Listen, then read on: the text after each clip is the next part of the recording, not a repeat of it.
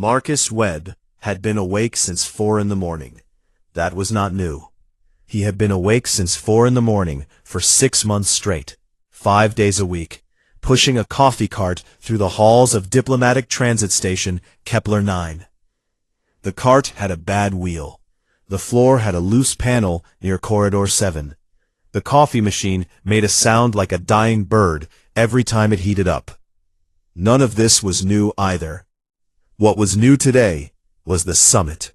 47 species, 200 diplomats, 1 human running a cafe cart because someone in the Seroth delegation had put in a very specific request 3 weeks ago.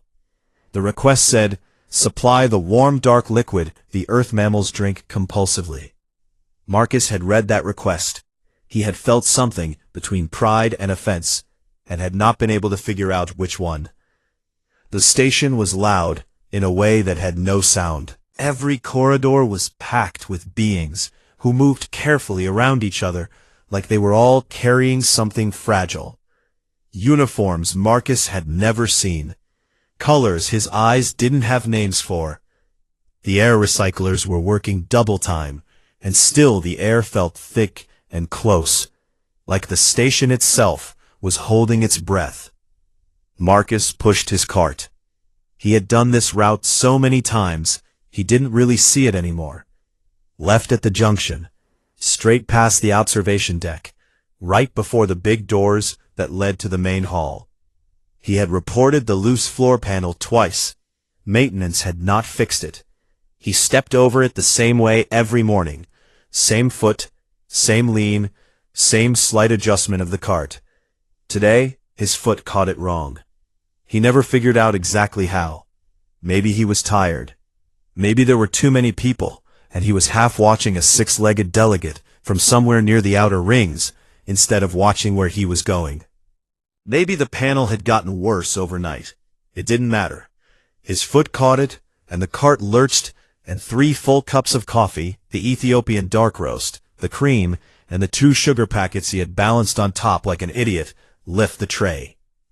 They did not fall quietly. They fell in a wide, dramatic arc, right onto the being who had been walking past. Marcus's first thought was, the silk. The silk was the color of deep water, layered in sheets that moved like they were alive. It cost more than his annual salary, probably. It was now covered in dark roast coffee, cream spreading across it in slow white clouds. His second thought came a half-second later, when he looked up. She was tall.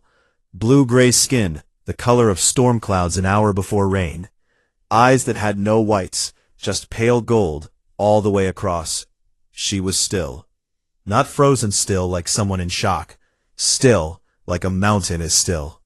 Like she had decided to be still, and the universe had simply agreed. Behind her, 7 beings in dark armor had stopped moving. Completely. Not slowing down. Stopped. Like someone had pressed a button.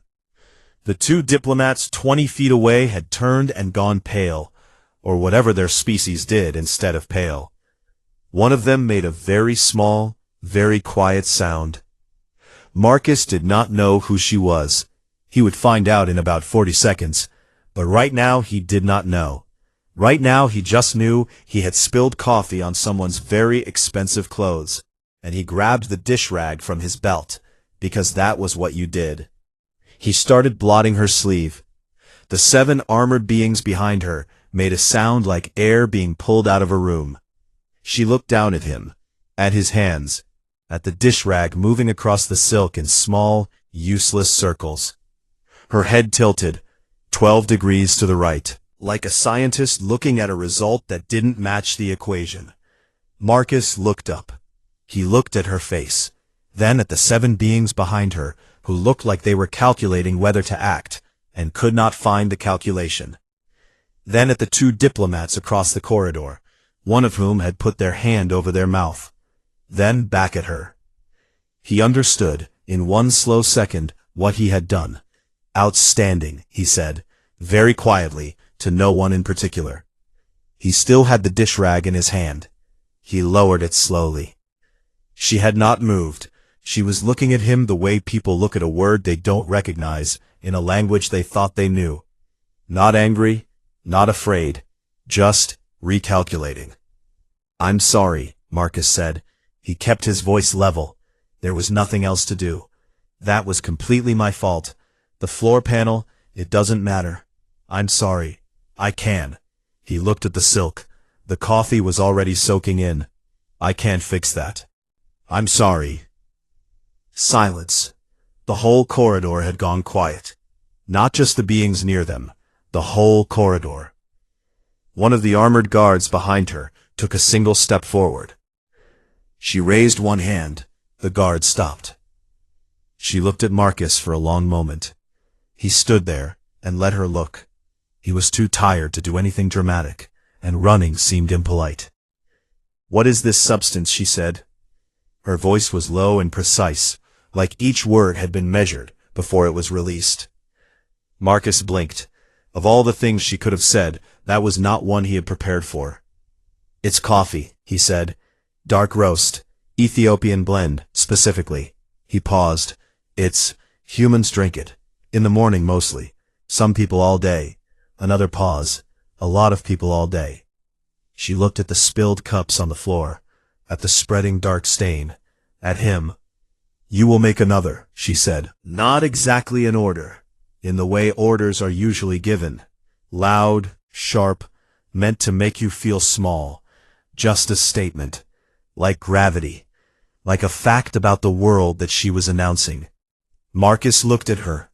Looked at his cart. Looked at the broken cups on the floor. The diplomatic summit was starting in 20 minutes. He had 4 more delivery stops to make. "Sure," he said. He turned back to the cart, pulled out a fresh cup, set the machine going. It made its dying bird sound. He ignored it the way he always did. Behind him, the corridor slowly started breathing again. He could hear it. The small sound of 40 beings releasing tension at different speeds, like a room full of clocks winding down. He poured the coffee, added nothing, because she hadn't asked for anything, turned and held it out. She took it with both hands, which he would later learn was a seraph gesture that meant something significant, though nobody told him what. She looked at the cup. She didn't drink it yet. She just held it, feeling the warmth through whatever her hands were made of. And something in her face shifted in a way that was too small and too fast for Marcus to name. "What are you called?" she said. "Marcus Webb. I work the morning cart on this level," he answered. "Marcus Webb," she said, like she was filing it somewhere. Then she walked away. Her guards fell into step behind her. The armored one who had stepped forward gave Marcus one long look on the way past. Marcus looked back. The guard looked away first. Marcus stood in the empty corridor for a moment. He picked up the broken cups, wiped the floor with his cloth, straightened his cart. The loose panels sat there looking innocent. He kicked it, gently, on his way past. He had 3 more stops to make, and 16 minutes to do it. He pushed the cart, and didn't think about her gold eyes, or the way her head had tilted at him like he was a problem worth solving. He thought about coffee.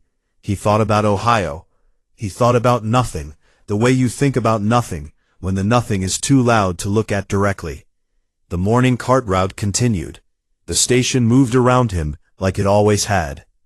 He had no idea that in 48 hours, a 6-page document was going to land in his terminal between a maintenance reminder and a shift schedule, and it was going to change every single thing. The document arrived on a Tuesday.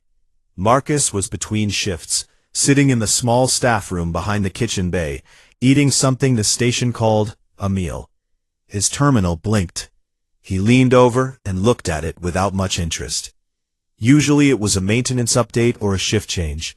Sometimes it was a reminder about fire protocols, which he had memorized and did not need reminders about. This was not any of those things. The subject line said, "Formal procurement request, Seraph Dominion, Priority 1. He read it once. Then he read it again. Then he sat back in his chair and looked at the wall for a while. The document was 6 pages long. He was not an expert in Seraph diplomatic language, but the translation matrix on his terminal did its best, and by the end of page 2, he had understood the general shape of what was being asked. The Seraph wanted him. Not his coffee. Him. Specifically, one Marcus Webb, morning cart operator, Kepler 9 station, to be made available to the Seraph delegation for the remainder of the summit and potentially beyond.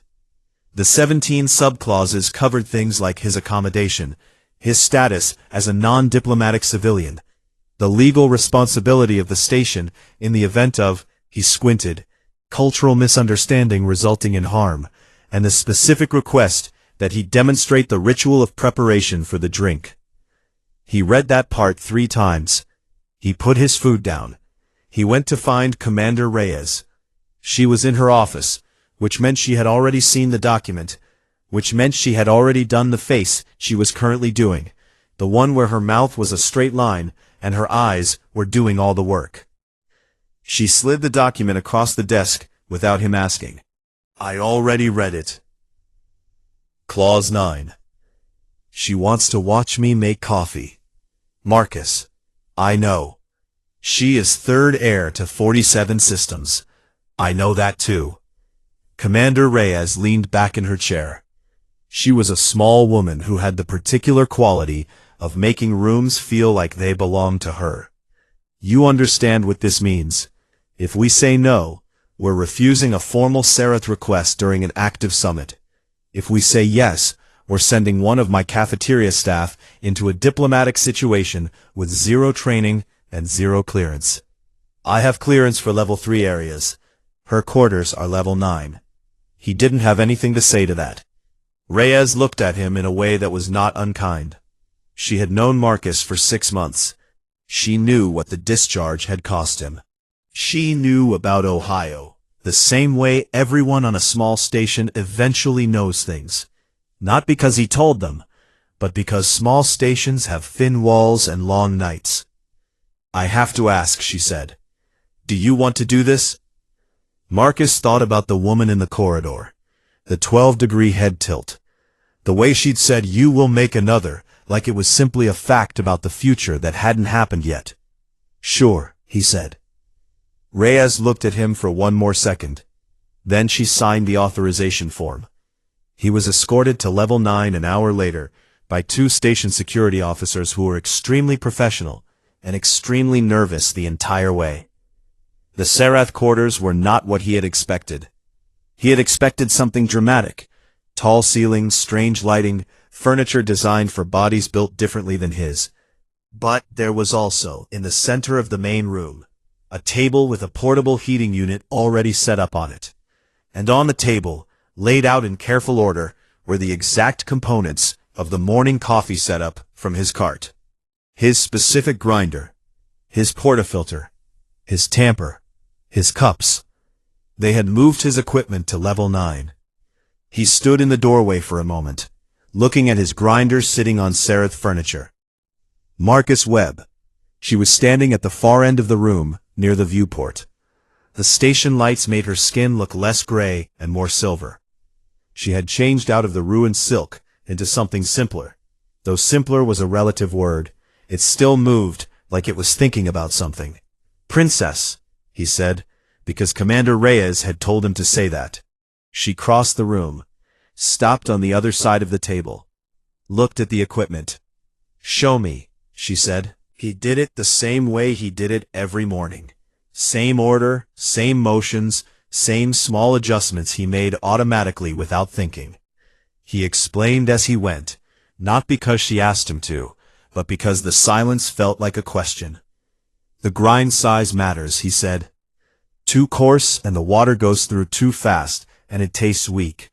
Too fine and it gets bitter. He set the grinder. You want it somewhere in the middle. Like most things. She watched his hands. The water temperature, he said. You don't want it boiling, just off the boil. Boiling water burns the grounds. He paused. I don't know why. I just know it does. He tamped the grounds, pulled the shot, Set the cup under. The machine made its dying bird sound. She did not react to the sound, which he respected. He slid the cup across the table. She picked it up with both hands, the same way as before, held it, smelled it for a long time, then drank. The silence that followed was the careful kind. "Why," she said, "does it taste like that on purpose?" He thought about it. "Because without the bitterness, the rest of it doesn't mean anything. The bitterness is what makes the rest of it worth tasting." Her head tilted. The 12 degrees again, then further than 12. 2 days later, a report from the Sereth science team arrived on his terminal. He had been copied on it accidentally, or possibly not accidentally. He was never sure. The report was about coffee. It described the drink as a mild neurotoxin, voluntary consumption, daily dependency, withdrawal symptoms documented and understood. The last line of the report said, "The humans are aware of this. They continue." Marcus read that line, read it again. Then he laughed. The first real laugh he had produced in a long time. The kind that comes from somewhere lower than your throat. The report had no editorial comment at the end. The ending was the editorial comment. He started going to level 9 every morning. She never explained why she kept requesting him. He never asked. He made the coffee. She watched. They talked sometimes, in the careful way people talk when they're still figuring out what kind of talking they're doing. She asked questions that nobody had ever asked him. Not because they were strange questions, but because they were extremely direct. She asked what his job was before the station. He told her, military. She asked why he had left. He said, medical discharge. She asked what that meant. He said they decided I wasn't useful to them anymore. Then she asked if he thought that was a correct assessment. He said no. She filed that somewhere too. On the 8th day of the summit, on a morning when the station's recycled air smelled like something metallic and off, she waited until he was finished making the coffee. Then she said, without any preamble, without any diplomatic cushioning, "The Keth Consortium will begin military action in 11 days. I have been here to prevent this. I have not found a way." He set the portafilter down. "The Sereth have run 40,000 strategic models," she said. "In all of them, we lose." He looked at the table, at the equipment, at the small mess of coffee grounds he always left on the surface, and always wiped up before he left. "You're trying to outthink a thinking machine," he said. "We are attempting to find an optimal counter-strategy." "You can't." He looked up. "Whatever your best move is, they've already seen it coming." That's what optimal means. It means predictable. He picked up the cloth and wiped the ground slowly. "You need someone the model can't predict." She waited. "You need irrational actors." He looked at her. "You need humans." Her head reached an angle he hadn't seen yet. Not 12 degrees, not 20, something new. She picked up her cup, drank the last of it. "You will come with me," she said. Not a question. That same flat fact voice, like gravity again. Marcus stood in the silence for a second. He thought about Commander Reyes and Level 9 clearance and the loose floor panel that still hadn't been fixed. He thought about Ohio. He thought about the discharge. He thought about 14 months of pushing a cart through the same corridors, making the same coffee for people who mostly didn't look at him. "Sure," he said, like she'd asked him to help move boxes. She looked at him for a long moment. Long enough that her head did the small 12-degree tilt one more time. Softer now, like the question had changed. He pretended not to notice. He wiped the last of the coffee grounds off the table, put the lid on the grinder, straightened his equipment. He was going to need a bigger bag. The war room did not look like a war room. It looked like a library that had decided to become a map. The walls were covered in projected star charts, moving slowly. Small red markers, pulsing in the outer sectors, like a slow heartbeat. The table was round and long, and made of something that was not wood and was not metal. and caught the light differently, depending on where you stood. 5 Seraph admirals sat around it. 2 intelligence officers stood near the far wall. They all turned to look when Marcus walked in. He was carrying his coffee machine. Nobody had told him to bring it.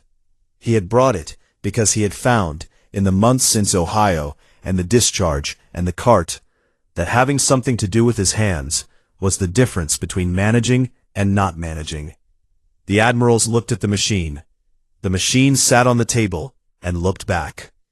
Vela stood at the head of the table.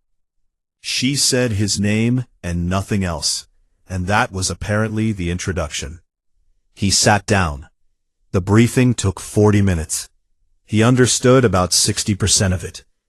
What he understood was this. The Keth Consortium was not an army in the way he thought of armies. It was a system. Everything it did was calculated. Every ship position, every strike sequence, every resource decision came from a central modeling program that had been running for 200 years, updating itself, learning, improving. In 200 years of conflict, it had never lost. Not once. Not by any meaningful margin. The Seraph had put their best strategic minds against it for 3 months. The results were on the wall. 40,000 simulations. 40,000 red lines showing the same ending. One of the admirals, a wide, heavily built being named Seraph, with the kind of face that had decided long ago to stop being polite about anything, slid the final simulation results across the table toward Marcus. The human, he said, not unpleasantly, is welcome to review these findings. It was not an invitation. It was the kind of thing you say when you want someone to see how outmatched they are and go home quietly. Marcus looked at the results for a long time. Then he said, "You're playing chess against something that's memorized every possible chess game." Seraph looked at him. "That is a simplified analogy." "Yeah, but it's right though." Marcus tapped the table. "Every optimal move you make, it already has a counter for. So, the question isn't, what's the best move? The question is, what move doesn't look like a move at all?" Silence. "You need to do things that don't make sense," he said. "Things that a logical system would throw out as too costly, too wasteful, too irrational. Because those are the ones it can't model." He looked around the table. "You need people who are comfortable doing things that shouldn't work." Another admiral, smaller, quieter, with eyes that moved independently of each other and never seemed to stop, said, "And humans are these people.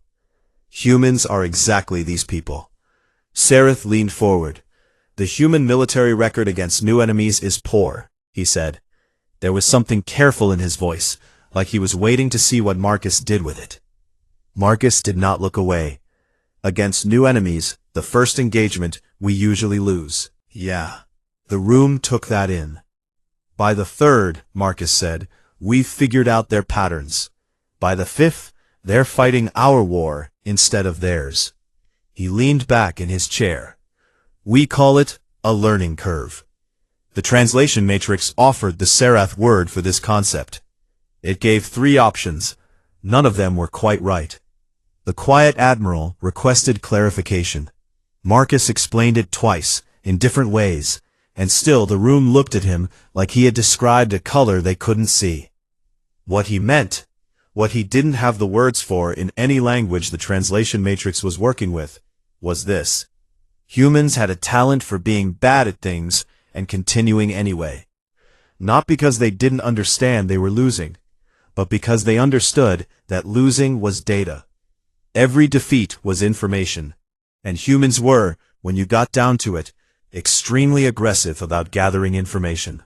He said, "We learn fast when it hurts." That one translated. Vela had been quiet through all of it.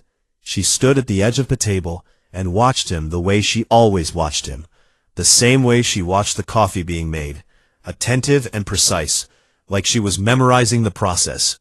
He spent the next 2 hours with the admirals going through the star charts.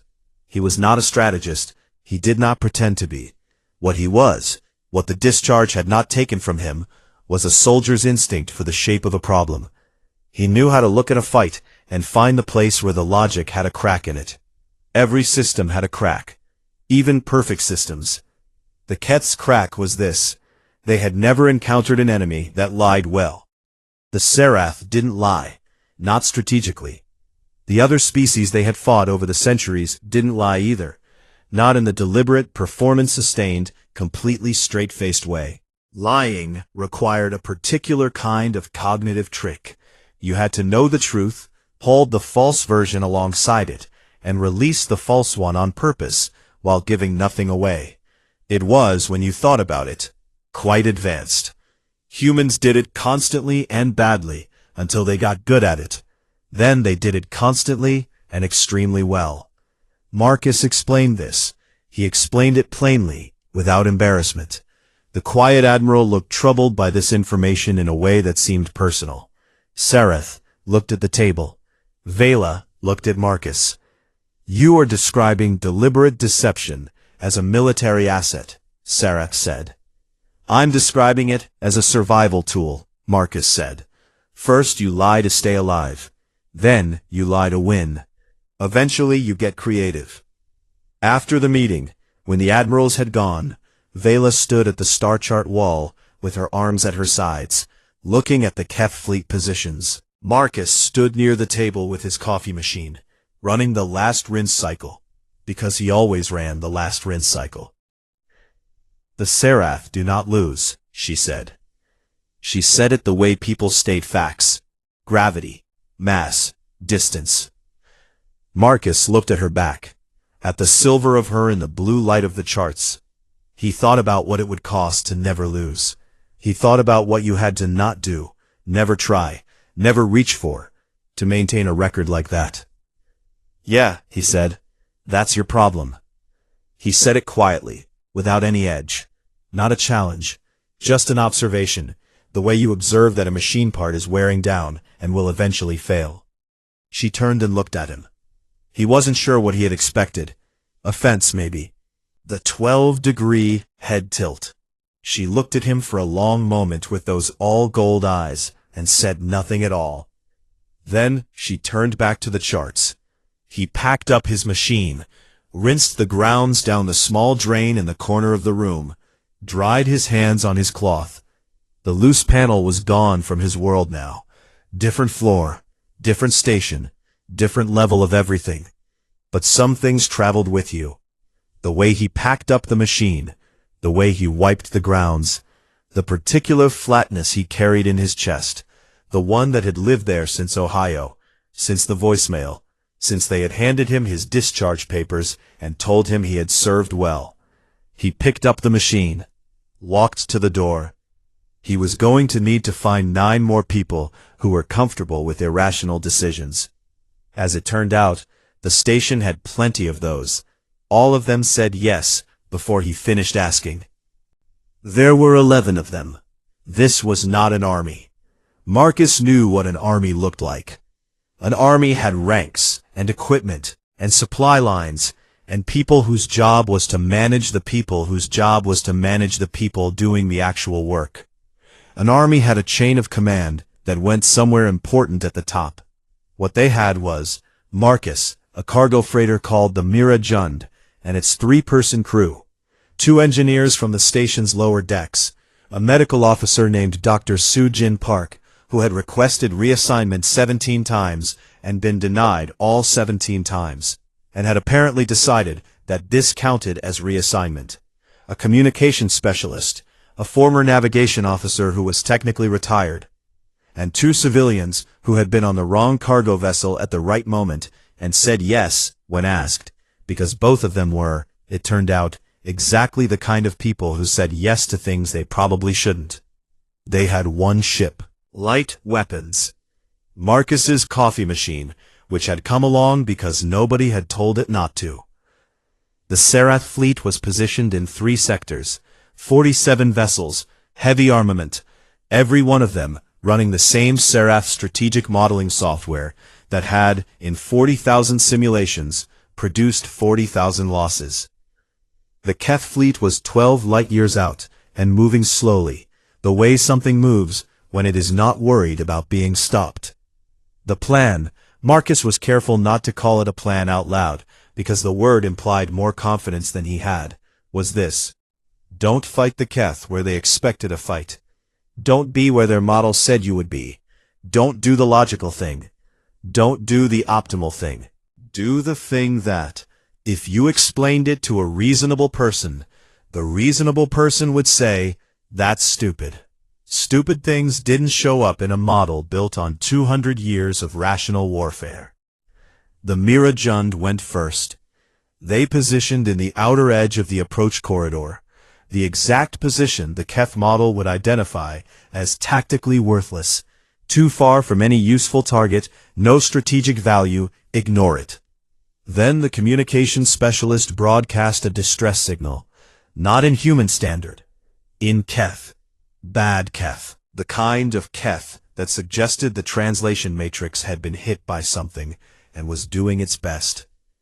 The message said, roughly, that the Mira Jund was a disabled civilian vessel, that its crew were not combatants, and that it was requesting safe passage out of the conflict zone. There was a long silence from the Keth side. Then they sent a response, asking for the vessel's location and purpose. The communications specialist looked at Marcus. He looked back. Give them the wrong coordinates, he said, about 40 degrees off from our actual position. She sent the wrong coordinates. She sent them with extreme confidence. The Keth received the false coordinates and adjusted their approach vector to avoid the reported position of the harmless disabled civilian ship. They adjusted away from the actual position of the Mira Jund, which meant they adjusted directly into a gap in their own formation that the Serath fleet had been carefully positioning to exploit for 3 days. Serath, watching from the command vessel, did not say anything for 11 seconds. Then he said, "They moved." Vela, standing beside him, "Yes. They moved because the humans gave them false information." "Yes. And they believed the false information." A pause.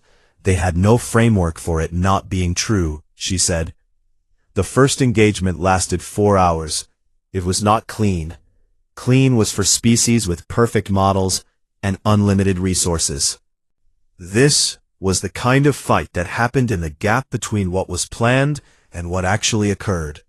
And most of it was people making fast decisions with incomplete information and hoping the next few seconds would clarify things. One of the engineers, a woman named Torres, fixed a targeting array with a protein bar wrapper and 16 minutes of language that the translation matrix declined to process. The fix worked. This was noted in the official after-action report, which Marcus found somewhat incredible. Dr. Park treated 2 injuries and 1 case of what she described as acute stress response presenting as an extremely strong desire to make a jerk, which she diagnosed in Marcus and told him to manage. He managed it. The retired navigation officer got the Mira Jund through a debris field that the ship's computer had rated as impassable. She had the computer rating in one hand and her own judgment in the other, and she went with her judgment, which was the kind of decision that either works completely or doesn't work at all. It worked. The Keth model ran. The Keth model kept running. Every 30 seconds, it produced a new optimal response to what the humans were doing. Every time it produced one, Marcus did something different. He did not think about what was optimal. He thought about what was annoying. What move, if he were the enemy, would frustrate him most, waste his time most, pull his attention where he didn't want it. He did that thing. A strategist watching would have been uncomfortable. It looked like chaos from the outside. It wasn't. It was a different kind of order, one that moved faster than a model could keep up with, because the model needed the action to be finished before it could categorize it, and the action kept changing before it was finished. The Keth withdrew after 4 hours. Not defeated, not broken, just recalculated. Their model had never encountered this shape of problem before. It needed time to rebuild its categories. Silence fell across the sector, the kind of silence that comes after loud things stop. Marcus sat in the Mira Jun's small crew bay. coffee machine on the floor beside him, because it had gotten knocked off the shelf during the debris field, and he hadn't had time to put it back. He drank from a cup he had made before things got loud. It was cold now. He drank it anyway. The two civilians who had said yes to this were sitting across from him. One of them was shaking slightly, which was an appropriate response. The other one was laughing, which was also an appropriate response. Marcus understood both reactions equally. Torres came in and sat down and didn't say anything for a while. Then she said, "The targeting array is going to fail again in about 6 hours." "Fix it again," Marcus said. "With what?" "Whatever you find." She thought about this. Then she got up and went back to work. Vela's voice came over the communication channel. "They will return," she said. "Not in 11 days. 40. Their model needs 40 days to rebuild." "I know," Marcus said. "We do not have 40 days of this." "I know. What will you do?" He looked at the cold coffee in his cup, looked at the ceiling of the Mira Jund, which had a long scratch on it, from something that had happened before Marcus's time. He looked at the coffee machine on the floor. "Something stupid," he said. The channel was quiet for a moment. "Probably," he said. He could hear her breathing on the other end. He had learned over the mornings on level 9 that the Serath breathed slowly. Vela breathed slower than the others. It was the sound of someone who had lived long enough to know that panic was a waste of oxygen. He heard her breathe. He thought that the sound of that, slow, steady, unhurried, was the most Serath thing about her. And also, in some way he didn't have words for yet, the thing about her that felt most familiar. He did not look at that thought directly. He put it on the shelf next to Ohio and the voicemail and all the other things that lived there. He picked up the coffee machine from the floor. 40 days. Something stupid. The Keth negotiator arrived on day 38. Not a fleet. One ship. Small, dark, moving at a careful speed. The kind of speed that says, "We are not here to fight. Please notice that we are not here to fight." It broadcast its credentials in 6 languages before it was even in hailing range. The Serath War Council received the signal and spent 90 minutes debating whether it was a trap. Marcus received the signal and took the Mira Jund out to meet it alone. Nobody told him not to. Technically, nobody had the authority to tell him anything.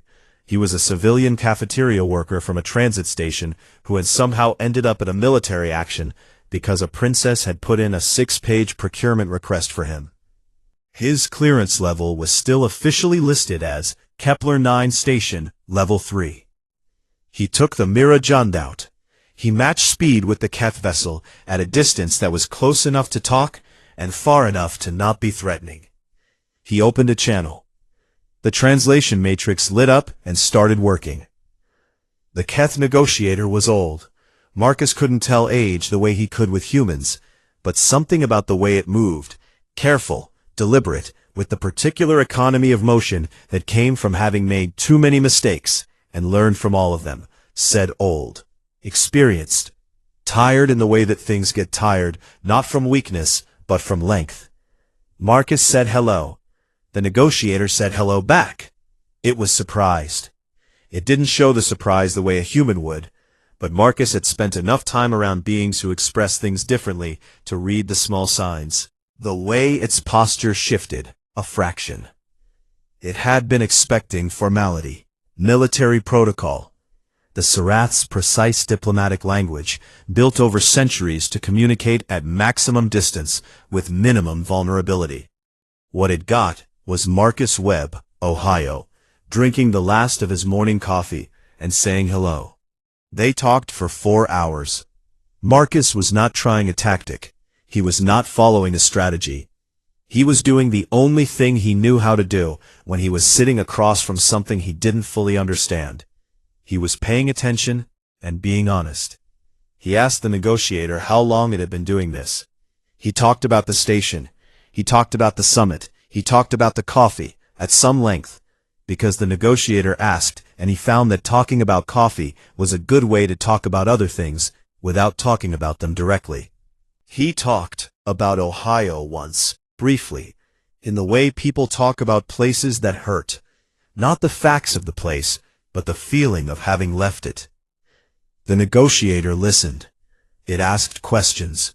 Some of the questions were clearly diplomatic, testing, probing, looking for information it could use.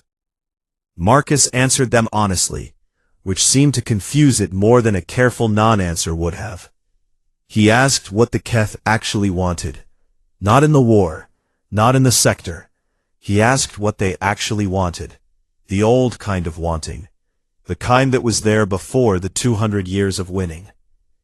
The negotiator was quiet for a long time. Then it told him. He listened. He said, "Yeah, I think that's something we can talk about. Not the Serath can offer. Not your proposal will be considered." He said we, like it was already decided, like they were already past the part where they were enemies, and into the part where they were two beings trying to figure something out. The negotiators' after-action report, classified by the Keth High Command, and leaked 3 months later by sources that were never identified, contained one line that traveled to every diplomatic corps in the known quadrant, printed on briefing documents, referenced in lectures, quoted in at least one academic paper. The humans spoke to us as though we had already decided to agree. We could not find the moment we did. The formal negotiations started 2 days later. They were long and complicated, and involved the Serath admirals, and the Keth diplomatic team, and 17 translators, and a great deal of language that Marcus could not follow. He had done what he did, which was open a door that 200 years of logic had kept closed, and now other people were walking through it. He was back at the cart. He had been back at the cart for a week when Vela came. It was 0412 on a Tuesday. The station was quiet at 0412, which was the thing Marcus liked best about it. The particular quiet of a place that was between things, not asleep and not awake, just resting in the space where one thing ended and the next hadn't started yet. He heard her before he saw her. Not footsteps. The Serath moved quietly. He heard the sound of her guards stopping at the door of the cafeteria, and the absence of her footsteps continuing, which told him she had come in alone. He kept his back to her, kept working. She stopped on the other side of the cart. She was not in ceremony silk. She was in something simpler, still beautiful in the way that Serath clothing was always beautiful, but quieter, like she had decided not to announce herself today. "The Ethiopian blend," she said. He made it. Same motions, same order. The portafilter stuck, which it had been doing more often since the debris field had shaken the machine. He worked it loose with the small twist he had learned from months of this particular malfunction. He pulled the shot. It came out slightly short. The grind had shifted. He'd need to readjust tomorrow. He set the cup on the cart between them. She picked it up, both hands, same as always. He waited. She drank. The silence between them was different from the silences they had started with. The first silences had been the silence of a being trying to categorize something it didn't have a category for. This one was different, comfortable in a way that silences weren't comfortable in the beginning. "It's slightly off today," he said. "The shot, the grind shifted. I'll fix it tomorrow." I noticed. A pause. It is not unpleasant. He started wiping down the cart surface, the motion he did 100 times a day without thinking.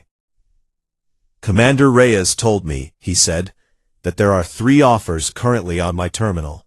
A commission, a diplomatic liaison post, something Serath with a title I can't say right." She did not look up from the cup. "There are also 2 from human governments," she said. "I was informed." "Yeah. You have not responded to any of them." "No." She looked up. Her head did the tilt, not 12 degrees, something smaller, something he had come to think of as the version that wasn't about calculation. "Why?" He looked at his hands on the cart, at the coffee grounds he had left on the surface, at the small, ordinary mess of a job being done. Someone still needs to fix the floor panel in Corridor 7, he said. It was not the whole truth. He was not ready for the whole truth yet. Maybe he would never be ready. Maybe being ready wasn't the point. She held the cup, the warmth of it, against whatever her hands were made of. She had told him once, on a morning on Level 9, that the Serath lived a very long time, but that warmth was one of the things they still noticed, that the body always noticed warmth, no matter how old it got. He had not said anything to that. He had made a second cup. She looked at the cup now, and then at him, and something crossed her face that her face did not have the muscles to show clearly, but that Marcus had learned to read in the small signs anyway. The slight easing of something held, the fraction of a degree that her posture shifted, toward and not away. It tastes, she said carefully, like something that should not work and does anyway. He looked at the ceiling for one moment, the way people look at ceilings, when the real thing is too direct to look at. Yeah, he said, a lot of good stuff is like that. He started making the next cup. She stayed at the cart. Outside Corridor 7, 2 levels down, the loose floor panel sat there waiting for maintenance. He had reported it again yesterday. The work order was pending. The station moved around it, the way it had always moved around it, adjusting, compensating, stepping over the thing that didn't get fixed, without stopping, without asking, without slowing down. The coffee machine made its dying bird sound. The next cup was already going. Some things you were better at with the wrong parts, the bad floor, the slightly off grind. Some things only worked because of all the ways they were broken. He didn't know a word for that in any language the translation matrix was currently running. He handed her the second cup. She took it, both hands.